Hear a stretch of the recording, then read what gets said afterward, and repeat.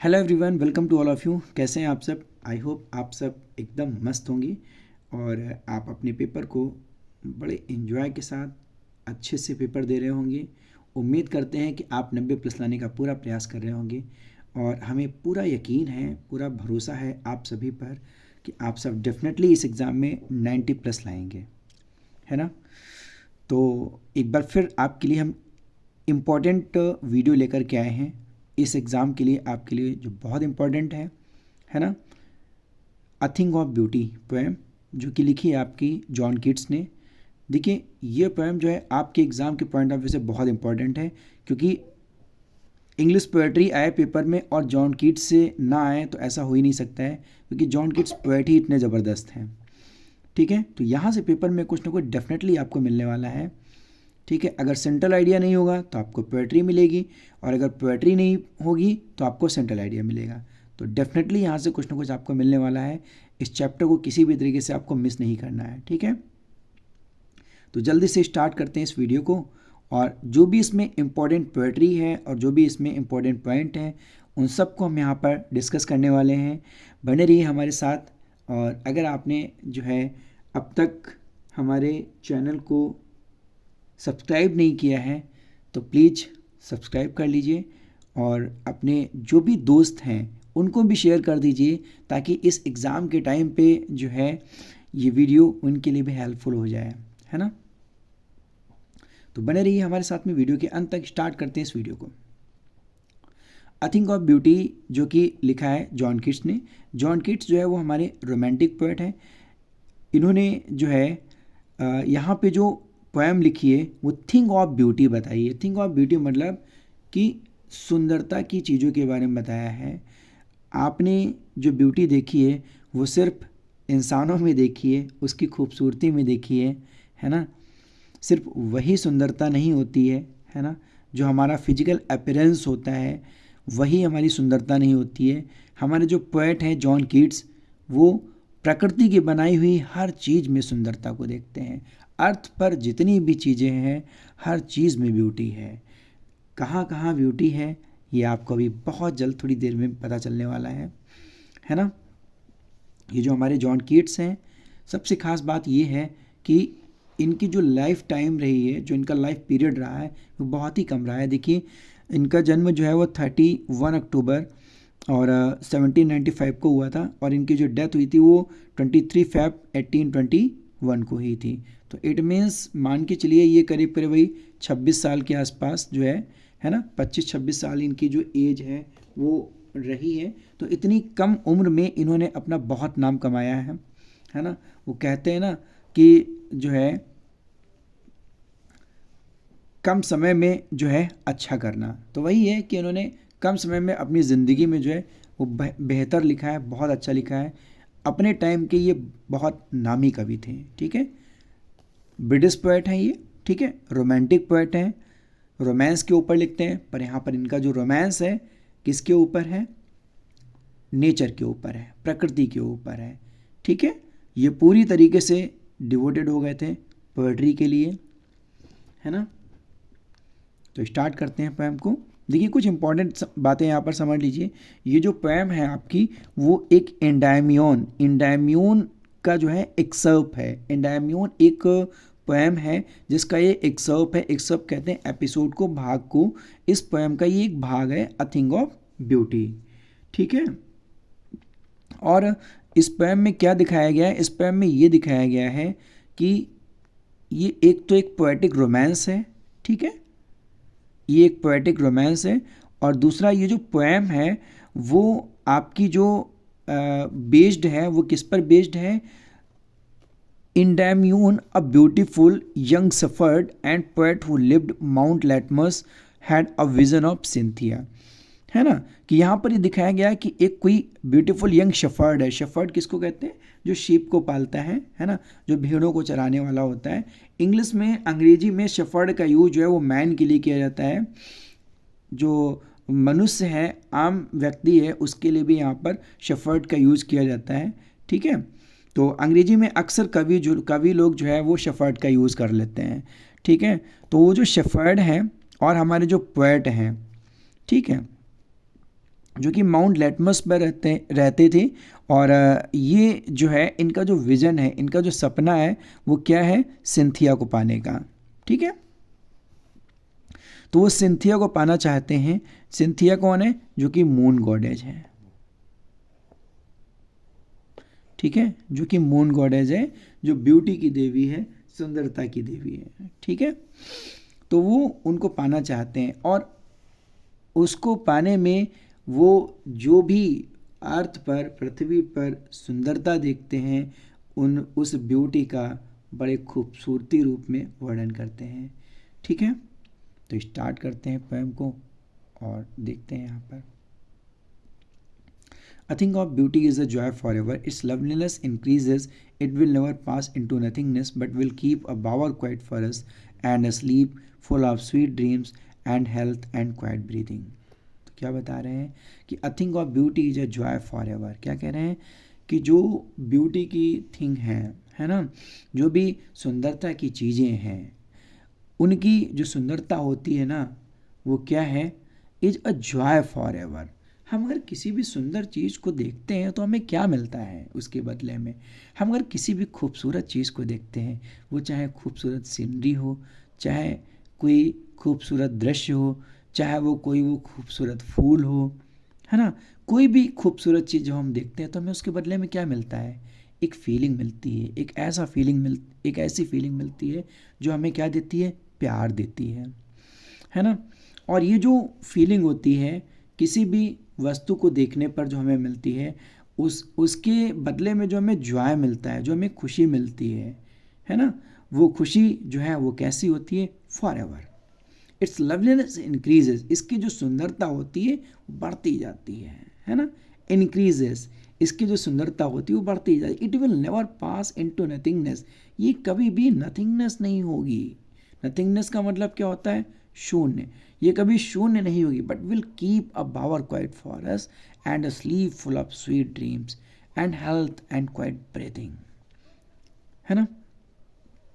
और क्या बताते हैं कि but will keep a bower quiet for us. सुंदरता को हम कहाँ कहाँ देखेंगे, देखो पहला क्या बताया है, अ बावर क्वाइट फॉर अस। हम किसी एक ऐसे प्लेस पर पहुंच जाते हैं जो कैसा होता है, शैडी प्लेस होता है ना। बढ़िया सुंदर से अच्छा सा पेड़ है, अच्छी सी छाया है, और हम उस छाया के नीचे बैठ जाते हैं शांति से। गर्मी का समय होता है, गर्मी के दिन होते हैं, उस छायादार प्लेस के नीचे बैठ जाते हैं और जो है उसकी सुंदरता में खो जाते हैं, है ना। And sleep full of sweet dream, और उस शैडी प्लेस के नीचे हम सो जाते हैं, फुल ऑफ स्वीट ड्रीम्स, है ना।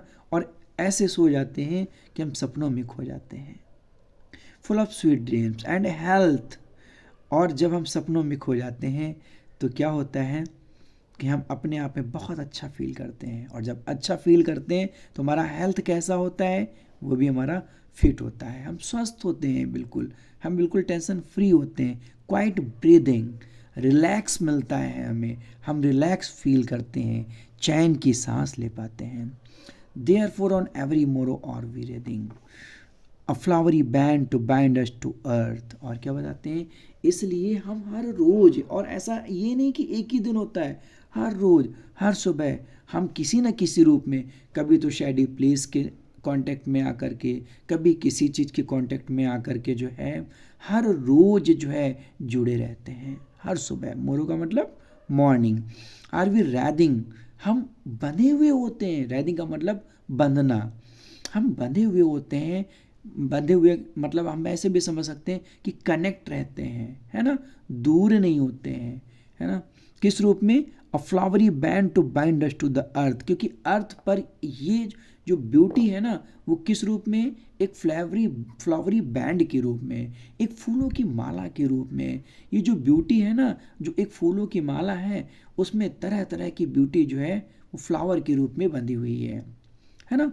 और उसमें जो है क्या है, हम बाइंड हैं, बंधे हुए हैं।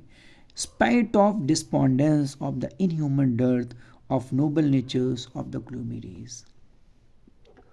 कई बार क्या होता है कि spite of despondence of inhuman dearth of noble natures of the gloomy days, of all the unhealthy and over darkened ways, made for our searching. Yes, in spite of all, some shape of beauty moves away the pall from our dark spirits. और फिर क्या बताते हैं कि कई बार ऐसा होता है कि हमें एक प्रॉब्लम देखने को मिलती है. क्या प्रॉब्लम देखने को मिलती है कि कई बार हम जो है निराश होते हैं. डिस्पोंडेंस मतलब निराश होते हैं. इन ह्यूमन डर्थ हमारे अंदर इंसानियत की कमी होती है ना. लैक ऑफ ह्यूमैनिटी है ना, ऑफ नोबल नेचर्स. किसकी?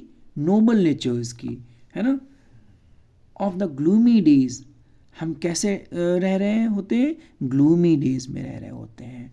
ऑफ ऑल अनहेल्दी, या फिर हम अनहेल्दी होते हैं. ओवर डार्केंड वेज, हो सकता है किसी रीजन से हम बिल्कुल अंधेरे में हो. इट मीन्स पोएट क्या आप कहना चाहता है? पोएट के कहने का मतलब ये है कि हम कई बार किसी भी चीज़ को लेकर के हम निराशा में होते हैं.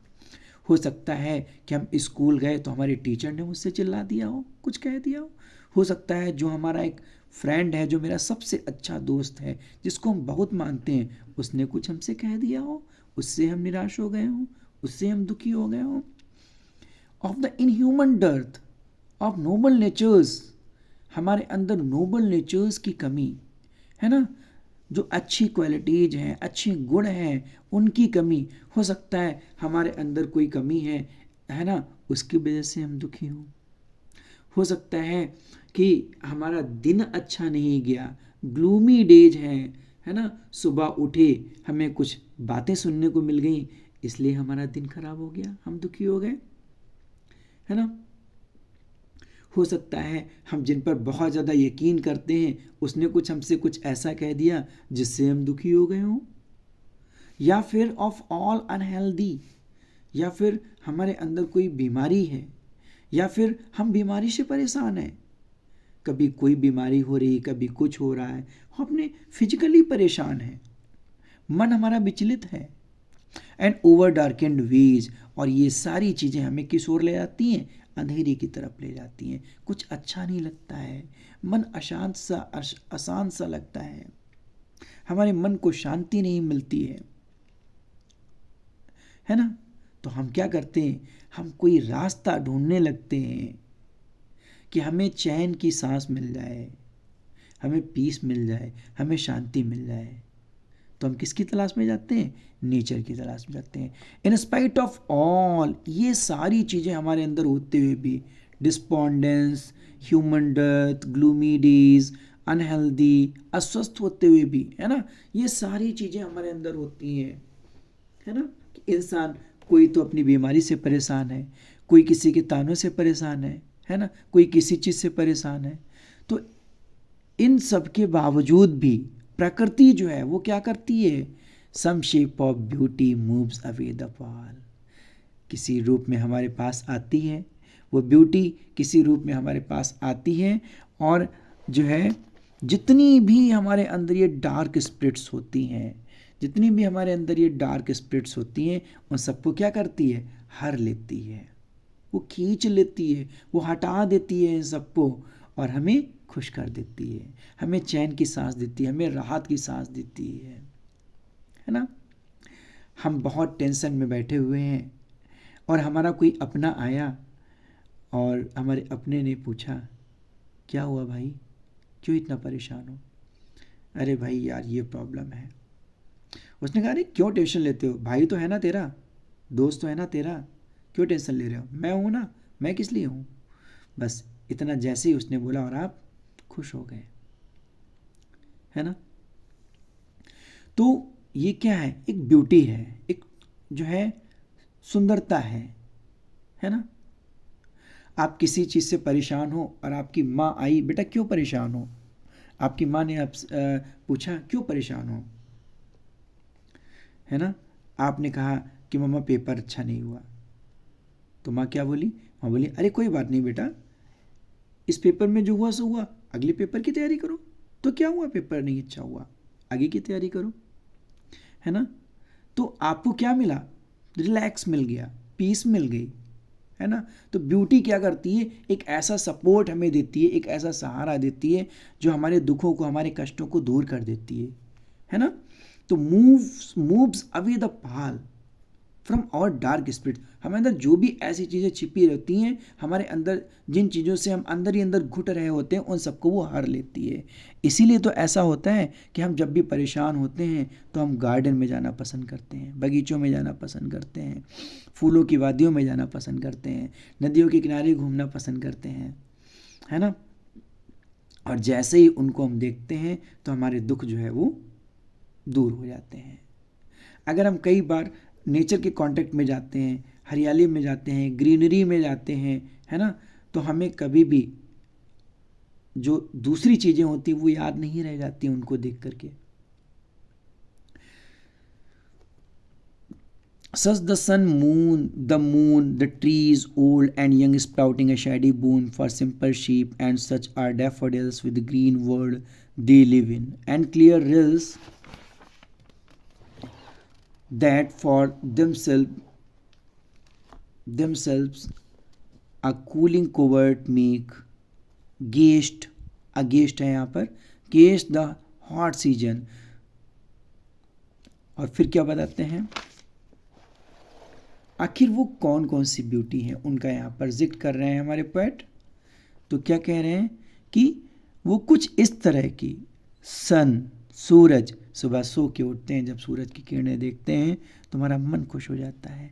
द मून, चंद्रमा, रात में जब हम चंद्रमा देखते हैं, है ना, तो अक्सर लोग उदाहरण देते हैं चांद का टुकड़ा, चांदनी रात, है ना। ट्रीज ओल्ड एंड यंग, चाहे वो पुराने पेड़ हो, चाहे वो यंग पेड़ हो, सभी हमारे लिए जो है अच्छे होते हैं। स्प्राउटिंग अ शैडी बून, है ना, ये सब हमें क्या देते हैं, एक शैडी बून देते हैं। For simple sheep and such are daffodils with a green world they live in and clear rills. For simple sheep and such are daffodils, ऐसे ही साधारण मनुष्य के लिए, है ना, डैफोडिल होते हैं a type of flowers, with a green world they live in, है ना, जो इस पृथ्वी पर रहते हैं, and clear rills that themselves a cooling covert make, है ना, जो है कूलिंग कोवर्ट मेक। रिल्स का मतलब होता है, क्लियर रिल्स का मतलब होता है छोटी छोटी नदियाँ, है ना। जब हम इस ग्रीन वर्ल्ड में जाते हैं, है ना, इस हरी भरी दुनिया में जाते हैं, डैफोडिल फ्लावर्स को देखते हैं, है ना, इन नदियों के किनारे जाते हैं, छोटी छोटी नदियों के संपर्क में जाते हैं, है ना, और हमें क्या होता है, cooling covert make against the hot season. गर्मी के दिनों में जब इन छोटी छोटी नदियों के किनारे हम जाते हैं और इनकी शीतलता जब हमें मिलती है तो ये हमें क्या प्रदान करती है, कूलिंग, हमें शीतलता प्रदान करती है, हमारे मन को खुश कर देती है। यही नहीं, the mid forest brake rich with sprinkling of fair musk blooms and musk bloom. और इतना ही नहीं, वो मिड फॉरेस्ट, है ना, वो मिड फॉरेस्ट, है ना, कि जंगल के बीचों बीच में, है ना, लंबी लंबी पत्तियों वाले, है ना, जो ऐसे पौधे हैं, है ना, जिनमें कोई फूल नहीं है ना, जहाँ खूब सारे ऐसे पौधे हैं जिनमें कोई फ्लावर नहीं है, वो हों, या फिर कोई ऐसी जगह जहाँ पर खूब सारे मस्क रोज हों, सुंदर सुंदर मस्क रोज खिले हुए हों, ब्लूम्स मतलब खिलना, rich with sprinkle of, rich मतलब खूब सारे, है ना, विद स्प्रिंकलिंग का मतलब क्या होता है, बिखेरना। जो क्या बिखेर देते हैं, वो मस्क रोज अपनी खुशबू उस पूरे जो है पूरे गार्डन में, पूरे बगीचे में जितने भी वो गुलाब वहाँ पर लगे हुए हैं, वो सारे के सारे गुलाब अपनी खुशबू से उस पूरे वन को महका देते हैं, पूरी खुशबू बिखेर देते हैं, पूरा महकता हुआ वातावरण होता है, जो कि हमें क्या प्रदान करता है? हमारे मन को पीस प्रदान करता है। उसकी ब्यूटी जो है वो हमारे हर दुख को हर लेती है ना।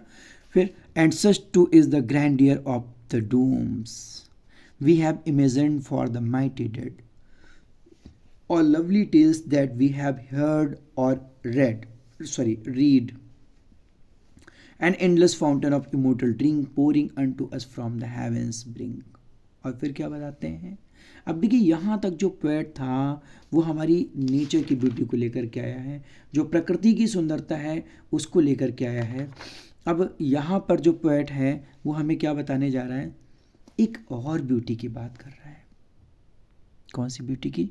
देखिए क्या कह रहा है पोएट? कह रहा है कि एंड सच, ऐसी ही, सच ये भी मतलब ये भी ब्यूटी है ना। कौन सी? The grandeur of the dooms we have imagined, हमने इमेजिन किया है किसके लिए? फॉर द माइटी डेड, है ना, फॉर द माइटी डेड, ऐसे माइटी डेड के लिए। माइटी मतलब शक्तिशाली, बहादुर। डेड मतलब जो अब इस दुनिया में नहीं है, जो हमारे साथ नहीं है।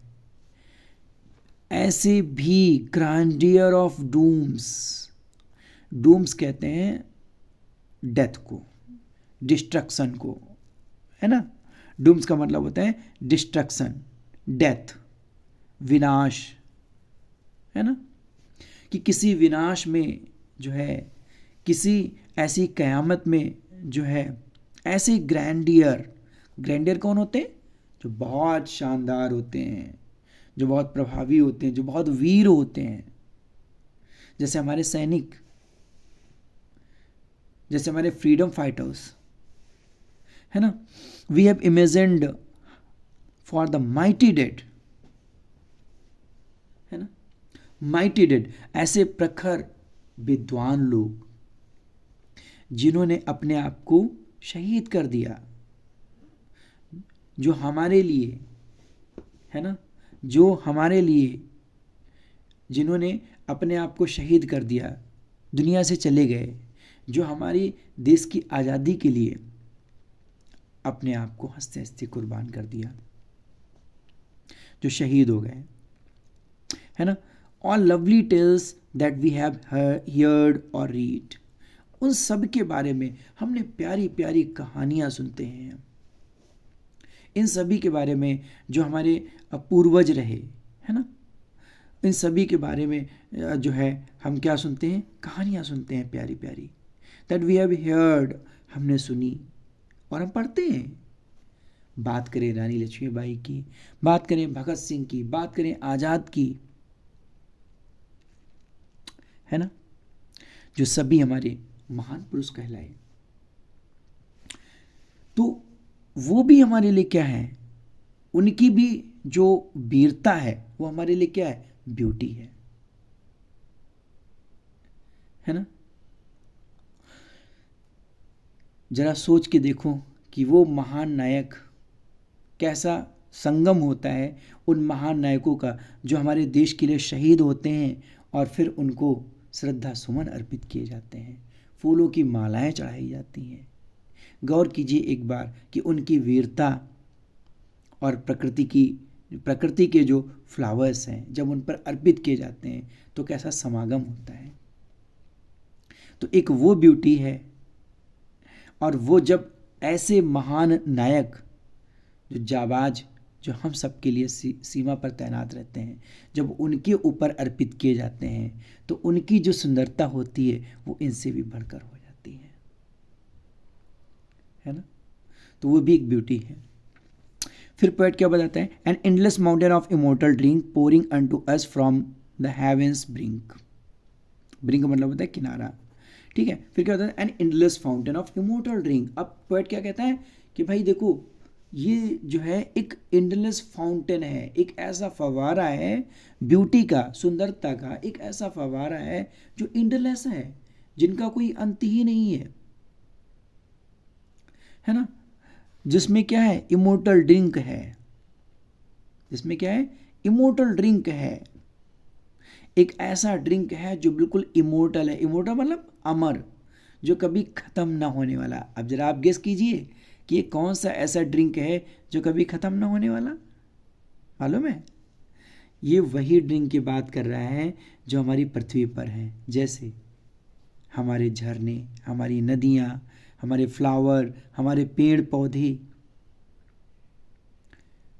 है ना, प्रकृति की अर्थ पर हर वो सुंदरता, है ना, जो क्या है, अमर है, जिसकी सुंदरता कभी खत्म नहीं होगी। ऐसा लगता है कि वो एंडलेस फाउंटेन है जो कभी खत्म नहीं होगी। और उसके जो इमोर्टल ड्रिंक है, pouring unto us from the heaven's brink, ऐसा लगता है जैसे स्वर्ग के किनारे से, स्वर्ग के किनारे से कोई एंडलेस फाउंटेन है और वो हम सभी पर, हम पर, आप पर इमोर्टल ड्रिंक जो है वो क्या कर रहा है, पोरिंग अनटू अस फ्रॉम, वो उस हेवन से, उस स्वर्ग से जो है, आपने टीवी में देखा होगा ये दृश्य, जो ये लाइनें हैं बिल्कुल वैसे ही प्रतीत हो रही हैं कि टीवी में देखा होगा कि आपने ऊपर स्वर्ग होता है और जब भी जो है भगवान कोई चमत्कार दिखाते हैं तो क्या होता है, स्वर्ग से फूलों की बारिश होती है। तो ऐसा ही यहाँ पर कुछ दिख रहा है कि एक ऐसा एंडलेस फाउंटेन है जो कभी ख़त्म ही नहीं होता है, जो स्वर्ग से उस एंडलेस फाउंटेन से इमोर्टल ड्रिंक जो है पृथ्वी पर जितने मनुष्य हैं उन सब के ऊपर वो डाल रहा है, फूलों के रूप में, फूलों के रूप में, अपनी हर उस सुंदरता के रूप में, जिससे वो स्प्रिंकलिंग कर दे रहा है, कूल कर दे रहा है, कहीं तो महका दे रहा है, कहीं तो हमें शीतलता प्रदान कर दे रहा है, कहीं तो छायादार पेड़ के नीचे हम लेटे हुए हैं तो वहाँ हमें सपने देखने को मिल रहे हैं, अच्छे अच्छे, हम नींद में खो गए हैं, है ना। तो वो एंडलेस फाउंटेन क्या है, एंडलेस फाउंटेन एक ऐसा फव्वारा, इमेजिनेटिव एक ऐसा फाउंटेन जिसमें क्या है, इमोर्टल ड्रिंक है ना, जो हम सब के ऊपर वो क्या कर रहा है, बरसा रहा है। ठीक है, तो जल्दी से अब इसके कुछ इंपॉर्टेंट क्वेश्चंस देख लेते हैं। अच्छा हाँ, पहले हम बात कर लेते हैं लिटरेरी टर्म की। लिटरेरी टर्म की बात करें तो इसमें स्पेशली जो है दो लिटरेरी टर्म बहुत ज़्यादा यूज किए गए हैं। एक तो एलिट्रेशन, याद रखिएगा, एलिट्रेशन, और दूसरा इमेजरी। ठीक है, तो thing of beauty is a joy for ever, है ना, thing of beauty is a joy for ever, it's loveliness increases, it will never pass into nothingness but will keep a power quiet for us and a sleep full of sweet। देखिए यहाँ पे sleep और sweet, तो यहाँ पर sleep और sweet में क्या हो जाएगा आपका, alliteration हो जाएगा। बावर, बावर क्या हो जाएगा आपका, बावर क्या है, बावर में क्या हो जाएगा, मेटाफर हो जाएगा आपका। ठीक है, कि एक शेडी प्लेस जो है वो हमें क्या प्रदान करता है, जो है छायादार स्थान जो है वो हमें क्या प्रदान कर देता है, शांति प्रदान करता है, पीस देता है ना। और क्या है उसके बाद में, ऑफ नोबल ऑफ ऑल, ये जो आप लाइन देख रहे हैं ना, ये जो आप लाइन देख रहे हैं यहाँ पर, ये ऑफ नोबल ऑफ ऑल, ये आपका जो है वो आपका क्या है, ये आपका एनाफोरा है। क्या है, एनाफोरा, ANAPHORA, एनाफोरा। ठीक है, क्या है आपका, एनाफोरा। एनाफोरा क्या होता है, जब किसी भी लाइन में कोई भी वर्ड रिपीट हो रहा है और वो सबसे पहले, जैसे ऑफ यहाँ पर देखिए सबसे पहले, और इस लाइन में भी ऑफ सबसे पहले, तो ये क्या कहलाएगा, एनाफोरा कहलाएगा। अगर किसी भी पर्टिकुलर लाइन में सबसे पहले कोई वर्ड जो लिखा हुआ है वो अगर रिपीट हो रहा है दोनों दूसरी या तीसरी लाइन में सबसे पहले, तो वो एनाफोरा कहलाएगा। ठीक है, फिर उसके बाद में बात करें फ्लावरी बैंड की। फ्लावरी बैंड आपका क्या है, इमेजरी है। आरवी रेदिंग क्या है, इन्वर्जन। इन्वर्जन क्या होता है, इन्वर्जन का मतलब ये होता है जब कहीं पर कोई भी पोएटिक लाइन इस तरीके से लिखी गई हो, ट्रेडिशनली ना हो, मतलब जो एक सिस्टम है लिखने का उस तरीके से ना हो, है ना, कि जैसे यहाँ पर आर वी रैदिंग लिखा है तो इस तरीके से तो ये क्वेश्चन मार्क हो गया, तो ना तो यहाँ पर क्वेश्चन मार्क है और फिर वी आर रैदिंग लिख सकते थे, है ना। तो जहाँ पर जो है एक सीक्वेंशियल किसी चीज़ को यूज़ ना किया जाए, पर्टिकुलर लाइन को यूज़ ना किया जाए, वहाँ पर क्या हो जाएगा, इन्वर्जन हो जाएगा, ठीक है। मतलब एक सीक्वेंस का ना ध्यान रखा जाए तो वहाँ पर क्या हो जाएगा, इन्वर्जन हो जाएगा।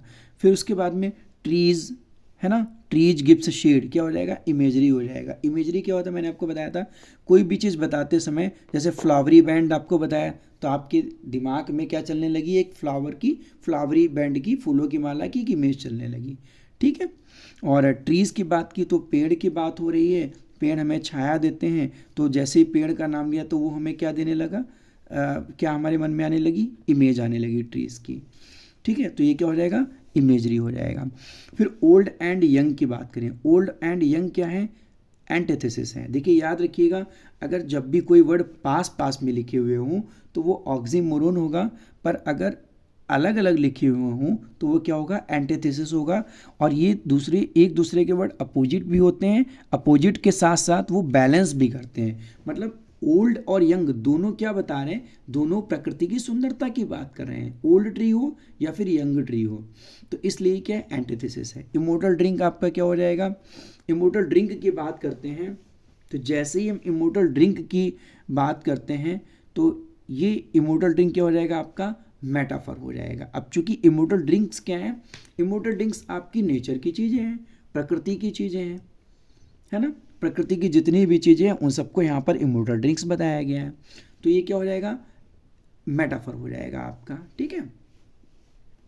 फिर उसके बाद में wishes full of Musk roses, जैसे ही मस्क रोजेस की बात हुई तो ये क्या हो जाएगा, इमेजरी हो जाएगा। देखिए जितनी भी ऐसी चीज़ें आए यहाँ पर, मस्क रोज, माइटी डेड, है ना, ग्रैंडियर माइटी डेड, और रिल्स जो आपकी छोटी छोटी नदियाँ हो गई, डैफोडिल्स हो गए, है ना, डैफोडिल्स हो गए, ये जितनी भी चीज़ें हैं ये जहाँ पर भी आ जाएंगी, सन हो गया, मून हो गया, ये जितनी भी चीज़ें हैं आपकी, ये जहाँ पर भी आ जाएंगी तो ये सब आपकी क्या हो जाएंगी, ये सब आपकी क्या हो जाएंगी, इमेजरी हो जाएंगी, क्या हो जाएंगी, इमेजरी हो जाएंगी, ठीक है। तो I hope this is clear to all of you. उम्मीद करते हैं आपको ये इतना समझ में आ गया होगा, और इसके कुछ इंपॉर्टेंट क्वेश्चंस हैं, इसको हम नेक्स्ट वीडियो में डिस्कस करने वाले हैं, ठीक है। Thanks for watching.